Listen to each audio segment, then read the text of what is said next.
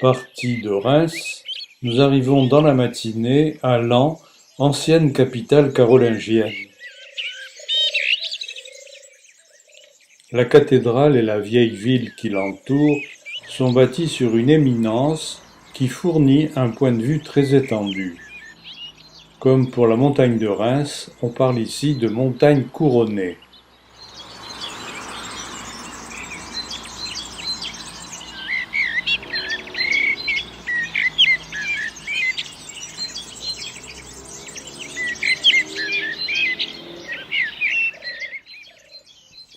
Les façades de la cathédrale sont toutes traitées comme des façades principales, avec l'emploi des rosaces à tous les portails, comme ici pour la façade du bras nord du transept, avec la rosace des arts libéraux, vue d'abord de l'extérieur, puis de l'intérieur.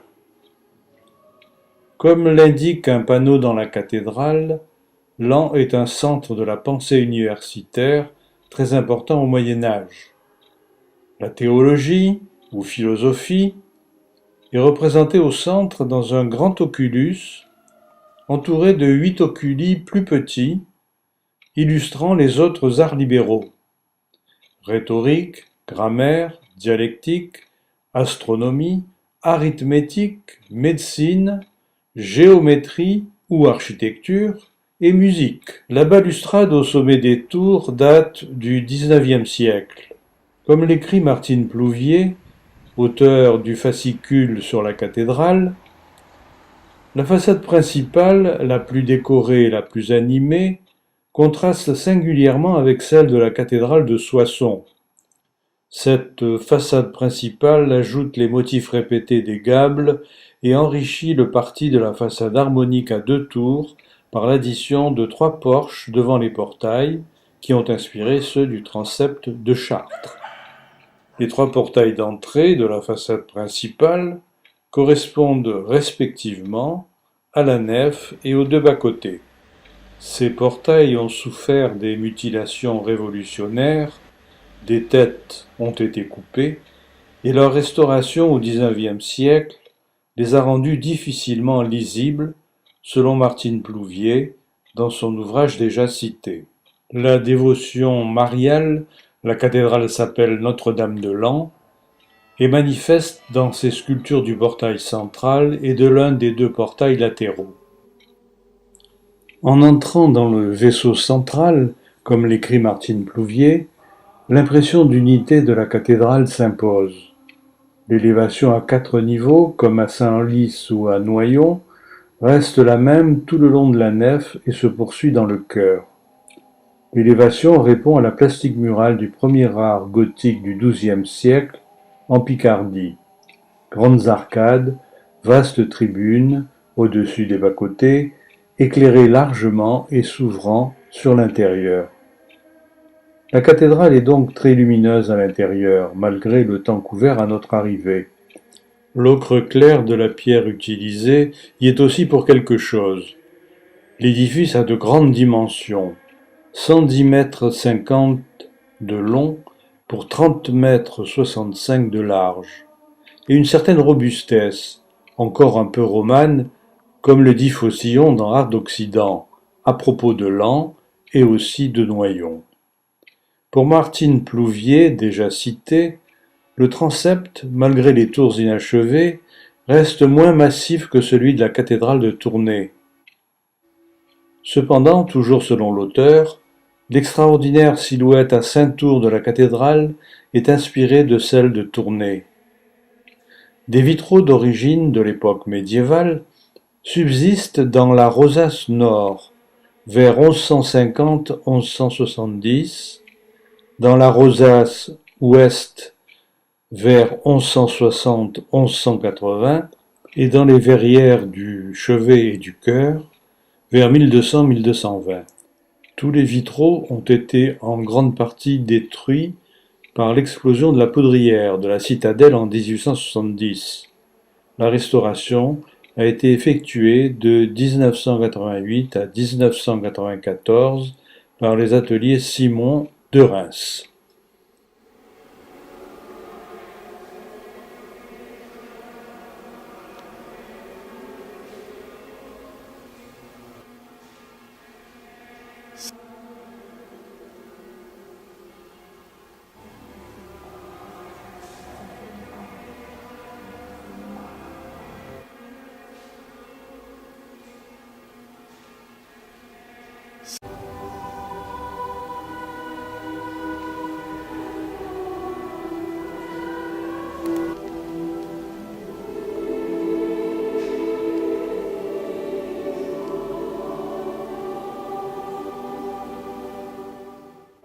Les grandes orgues, malencontreusement placées devant la rose ouest, au-dessus de la nef, ont connu plusieurs modifications depuis la fin du XVIIe siècle jusqu'à la fin du XXe siècle.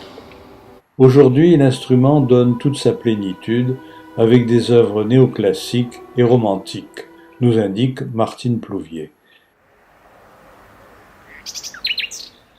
Pique-nique sur un banc, en partie ensoleillé, dans un coin aménagé des anciens remparts.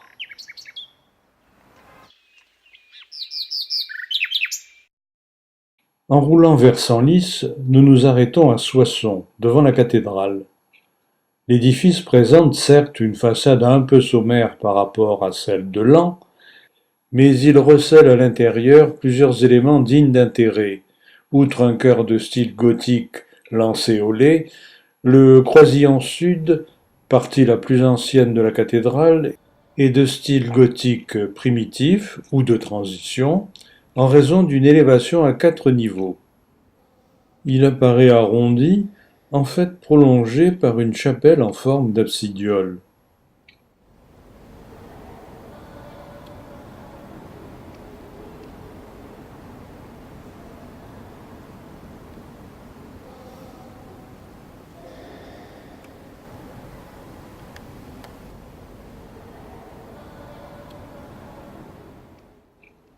Dans le rond-point, clés de voûte et nervures d'ogive sont communes aux chapelles rayonnantes et aux déambulatoires. On peut aussi signaler la présence du tableau de Rubens, l'Adoration des bergers, placé au croisillon nord.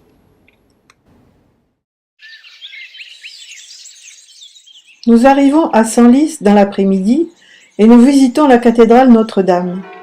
Celle-ci est édifiée à partir de 1151 ou 1153 et jusqu'au 16 juin 1191, date de sa consécration par l'archevêque de Reims, Guillaume au Blanchemin. L'édifice est de taille modeste en raison des moyens limités des évêques, qui furent les seuls à en financer la construction. La longueur totale extérieure est de 76 mètres pour une hauteur sous voûte de 24 mètres. Malgré ses dimensions un peu restreintes, cette cathédrale a une grande valeur architecturale, car elle fut construite sur plus de 4 siècles, témoignant de l'évolution de l'art gothique, du style primitif au style flamboyant, du milieu du XIIe siècle à la première moitié du XVIe siècle. C'est l'un des premiers monuments gothiques du pays. La façade ouest, ici en réfection, assez étroite pour des raisons d'économie déjà indiquées, montre la sobriété de ce gothique primitif, dans l'architecture comme dans la sculpture. Le portail est dédié à Marie et représente pour la première fois le thème du triomphe, ou du couronnement de la Vierge. Ce joyau de l'art du XIIe siècle était polychrome, et des techniques récentes ont permis en 2007 de restituer les couleurs originelles des sculptures. La cathédrale a 2 tours de hauteur différentes, toutes deux dotées d'abassons. La tour sud est la plus haute. Vers 1240, cette tour est prolongée par une flèche de style gothique rayonnant à 2 étages et un transept est ajouté. La construction de ce transept, qui agrandit la cathédrale, entraîne une différence notable de longueur entre la nef, devenue plus courte, 23 mètres, et le chœur qui atteint 34 mètres, en comptant le déambulatoire et la chapelle axiale. La nef ne comporte que 4 travées assez étroites et toutes de largeur différente. Au début du XVIe siècle, en 1504, un incendie provoque la destruction de la charpente et l'effondrement des voûtes. En 1506 et jusqu'en 1515 a lieu la restauration des parties hautes, surélevées de 6 mètres et des bas-côtés doublés en largeur. La façade du croisillon sud du transept est un chef-d'œuvre du gothique finissant ou flamboyant, début XVIe siècle, vers 1520. Cette façade est réalisée par les architectes Martin et Pierre Chambige, père et fils, dans le style de l'époque, le gothique flamboyant. C'est une élévation à 3 niveaux, arcades, tribunes et fenêtres hautes. Le tympan du portail sud est le seul à posséder un véritable vitrail. Le tympan nord ne comporte que des verrières blanches. La Révolution française fit disparaître le mobilier et détruisit les têtes des statues-colonnes du portail ouest, remplacées au milieu du XIXe siècle. La ville de Senlis est belle, plutôt bourgeoise. La proximité de Paris semble se faire sentir. Nous ne trouvons pas de chambre dans 2 beaux hôtels, ni même à l'hôtel Ibis, complet lui aussi en raison d'un congrès. Je trouve une chambre la dernière libre, à l'hôtel Campanile, très calme, où nous dînons.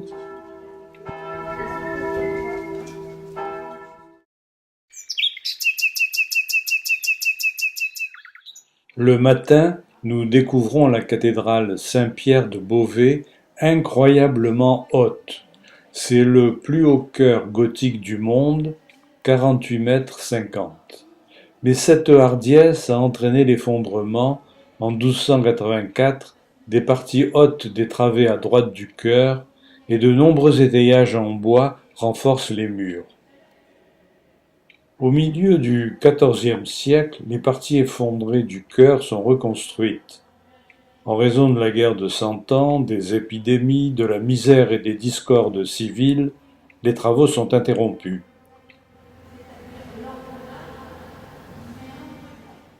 Les travaux ayant repris, ce n'est qu'au milieu du XVIe siècle que le transept est achevé par Martin Chambige. Entre 1563 et 1569, une immense flèche de 150 mètres est érigée par Jean Vaste. Elle s'écroule en 1573 et endommage le transept, qui est réparé avec les derniers fonds. La nef n'a donc pu être construite par manque d'argent. Elle aurait renforcé le bâti existant. La pierre de construction est la craie, facile à travailler mais fragile, d'autant plus que les parois et les contreforts ont été voulus peu épais pour faire entrer la lumière dans l'édifice. La structure et le matériau sont fragiles. C'est un projet grandiose, inachevé. Le mobilier de l'édifice comporte une horloge à carillon du XIVe siècle, 1302, qui fonctionne toujours, et une étonnante horloge astronomique du Beauvaisien Auguste Vérité, 1868.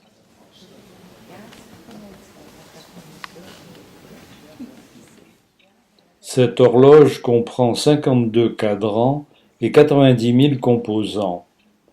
68 automates illustrent la scène du jugement dernier.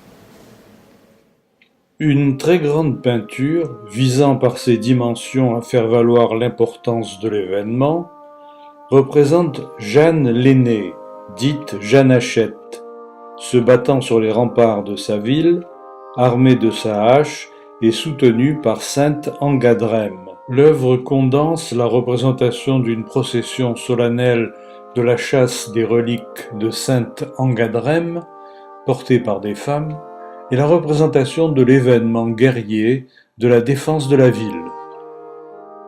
Jeanne Hachette et d'autres femmes, les manches retroussées, combattent les Bourguignons qui veulent reprendre Beauvais, prise l'année précédente par Louis XI. Les femmes repoussent l'attaque, et en récompense de leur courage et de leur fidélité, le roi accorde aux femmes de la noblesse le privilège de porter des bijoux, des vêtements de couleur et des ornements quand bon leur semblerait. C'est pourquoi le peintre a choisi des couleurs vives, primaires, pour représenter les costumes des dames nobles, contrastant avec les robes de toile brune des femmes du peuple. Un texte intitulé « Analyse de l'œuvre », mis à la disposition des visiteurs, souligne la signification religieuse de la composition verticale, symbolique d'une prière depuis la terre vers le ciel. Ce texte indique aussi le dessin net des contours des figures représentées par un peintre qui avait réalisé beaucoup de cartons pour des vitraux.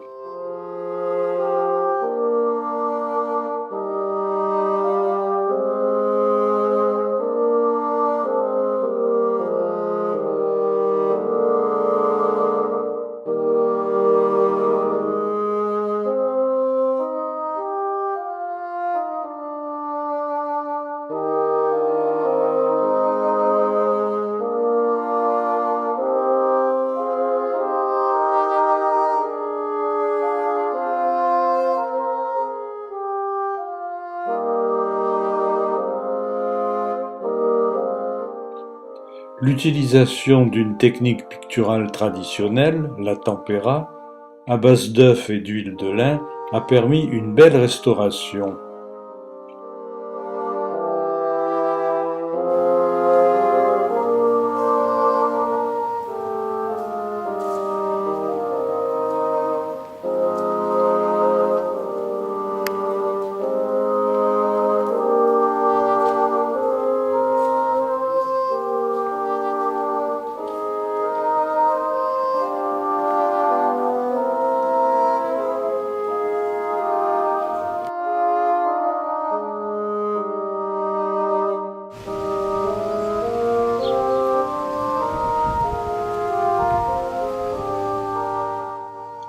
Bon repas traditionnel au Jeanne Hachette, restaurant situé sur la grande place de l'hôtel de ville de Beauvais.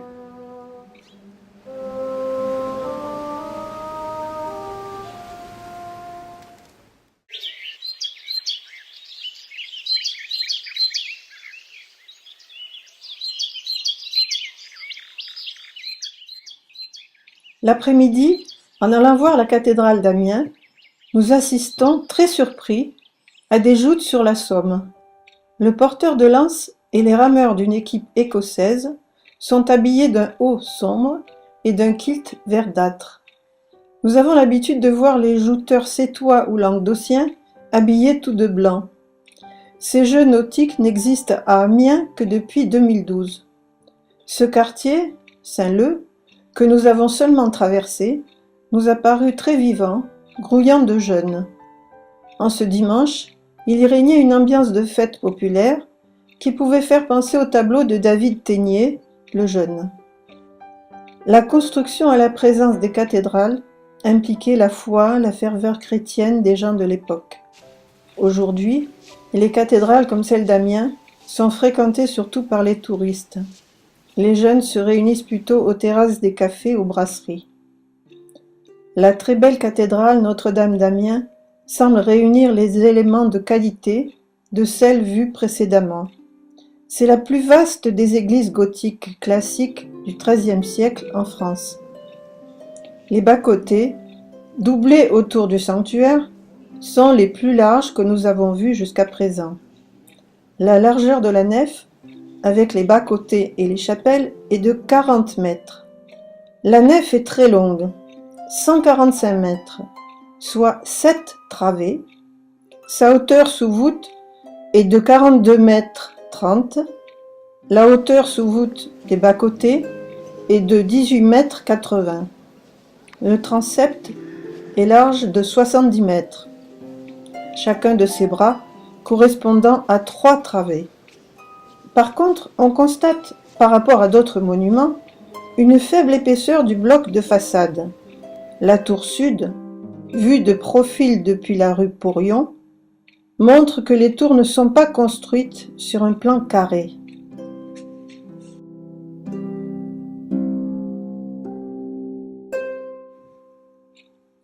L'harmonie et l'unicité de son architecture sont dues à la rapidité de la construction, environ 50 ans au cours du XIIIe siècle. La façade principale, ouest, est dite harmonique, dans la mesure où elle annonce l'organisation intérieure de la cathédrale, comme l'écrit Xavier Bailly dans son fascicule « La cathédrale Notre-Dame d'Amiens, page 8 ». Comme à Laon, ce sont notamment les 3 portails qui préfigurent la structure intérieure de l'édifice. Les 2 tours de cette façade sont actuellement presque de même hauteur, 65 et 66 mètres, ce qui donne une certaine symétrie à l'ensemble. La façade principale est ornée de nombreuses sculptures de personnages, apparemment bien conservées. En fait, la presque totalité des statues de la Galerie des Rois a été refaite au XIXe siècle. Dans les sculptures des 3 portails, en revanche, celles du portail du Sauveur au-dessus du beau Dieu d'Amiens sont particulièrement bien conservées et une restauration originale, par des projections réglées numériquement, a permis de restituer la polychromie d'origine en couleurs vives. À l'intérieur, on peut parler, avec Xavier Bailly, de la perfection du plan, de l'élégance de l'élévation à 3 niveaux. Les fenêtres hautes mesurent 12 mètres de hauteur. Dans la chapelle axiale de l'abside, le vitrail offert par Bernard d'Abbeville en 1269 comporte de grandes figures monumentales qui glorifient la Vierge et personnifient l'Église universelle, comme l'écrit Xavier Bailly dans le fascicule déjà cité.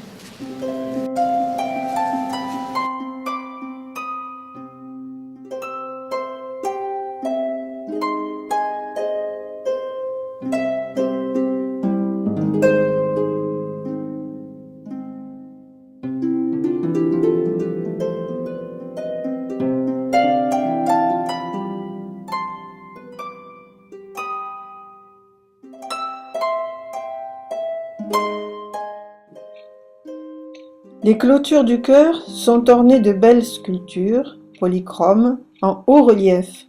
Ce sont des scènes avec beaucoup de personnages. Elles illustrent l'action et la mort de différents saints. Côté sud, un soubassement plein contient le gisant de l'évêque Ferry de Beauvoir et celui de son neveu Adrien de Henencourt, doyen du chapitre et donateur de l'ensemble. Ce soubassement est surmonté d'arcatures, dans lesquelles est relatée l'histoire de saint Firmin, 1490-1532.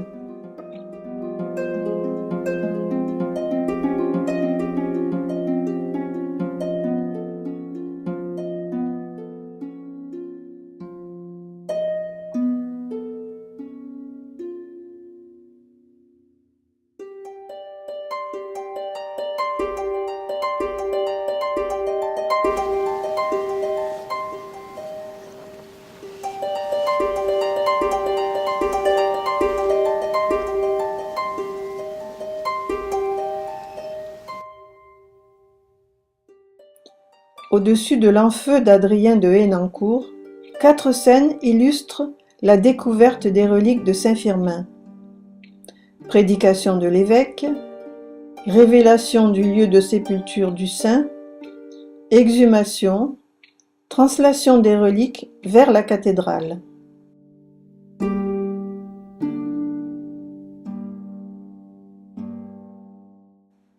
Côté nord du chœur, c'est l'histoire de Saint Jean-Baptiste qui est relatée, 1520-1531.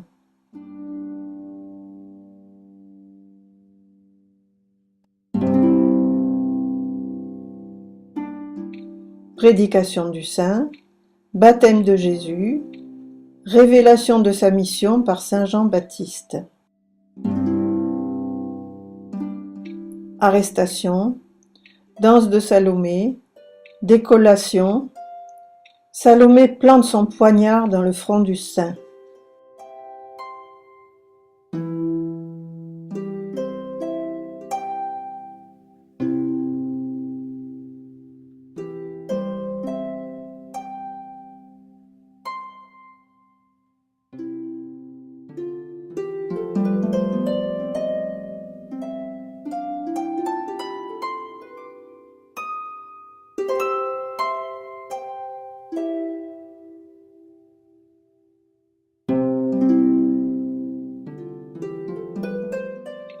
Un parvis étendu et profond permet de prendre du recul pour bien voir cette immense cathédrale. Inscrite au patrimoine mondial de l'UNESCO en 1981, la cathédrale y est à nouveau inscrite en 1998 au titre de monument étape sur les chemins de Compostelle.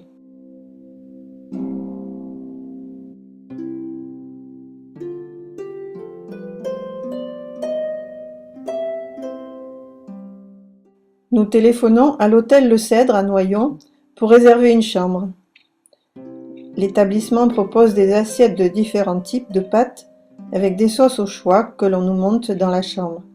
C'est une formule de plats chauds intéressante que nous complétons par des restes de pique-nique ainsi que par un gâteau acheté chez un boulanger-pâtissier. Dans la nuit, une pluie fine a commencé à tomber.